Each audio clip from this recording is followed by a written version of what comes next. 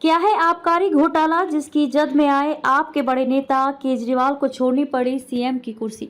आम आदमी पार्टी आप सरकार पर कई आरोप लगे, मगर आबकारी घोटाला ऐसा मामला है जिसने आम आदमी पार्टी की छवि को नुकसान पहुंचाया है। मनीष सिसोदिया के साथ साथ केजरीवाल भी इसी घोटाले से जुड़े मनी लॉन्ड्रिंग मामले में 5 महीने से अधिक समय तक जेल में रहे और दोनों को कई नाकाम कोशिशों के बाद सुप्रीम कोर्ट से जमानत मिल सकी है। उस पर भी कोर्ट ने प्रतिबंध लगाए हैं। क्या है आबकारी घोटाला, आइए डालते हैं इस पर एक नजर। बात मार्च 2021 की है, जब दिल्ली सरकार ने नई आबकारी नीति लागू की। सरकार ने इस नीति से राजस्व बढ़ने का दावा किया था। नीति लागू कर दी गई। दिल्ली वालों को सस्ते में शराब मिल रही थी। उस साल मार्च आते आते आधे दाम पर भी लोगों को शराब मिली थी। इस नीति में एक नया प्रयोग ये किया गया था कि शराब बेचने का काम निजी कंपनियों को सौंपा गया था। यही वह मुद्दा था जो आने वाले दिनों में केजरीवाल ही नहीं, पूरी आम आदमी पार्टी के लिए परेशानी बना।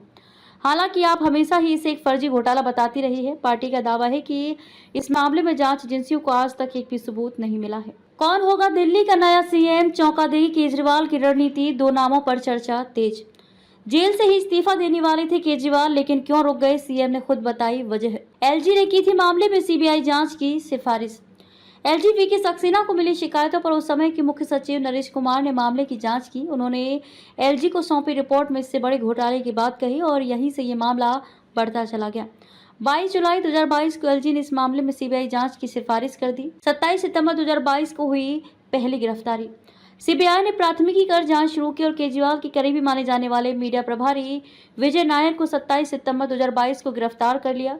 ये मामले में पहली गिरफ्तारी थी। इसके बाद कई शराब कारोबारी गिरफ्तार हुए। 26 फरवरी 2023 को सीबीआई ने उप मुख्यमंत्री मनीष सिसोदिया को 9 घंटे की लंबी पूछताछ के बाद गिरफ्तार कर लिया। इसके बाद ईडी ने 4 अक्टूबर 2023 को संजय सिंह को लंबी पूछताछ के बाद उनके आवास से गिरफ्तार कर लिया। ईडी ने इस साल 21 मार्च को आप और दिल्ली सरकार के ऊपरी पायदान पर विराजमान अरविंद केजरीवाल को भी गिरफ्तार कर लिया। आप सरकार पर लगे घोटालों के आरोपों की याद दिलाएगी भाजपा। आबकारी घोटाले में जेल से बाहर आने के अचानक 2 दिन बाद इस्तीफा देने की घोषणा के बाद भाजपा ने भी पटाक्षेप की तैयारी कर ली है। भाजपा ने अब कार्यकर्ताओं को कहा कि घर घर जाकर वह आप सरकार में आबकारी घोटाले से लेकर टैंकर से लेकर मोहल्ला क्लिनिक, अस्पताल, दवा आदि में हुए घोटालों को एक बार फिर जनता के बीच लेकर जाएंगे।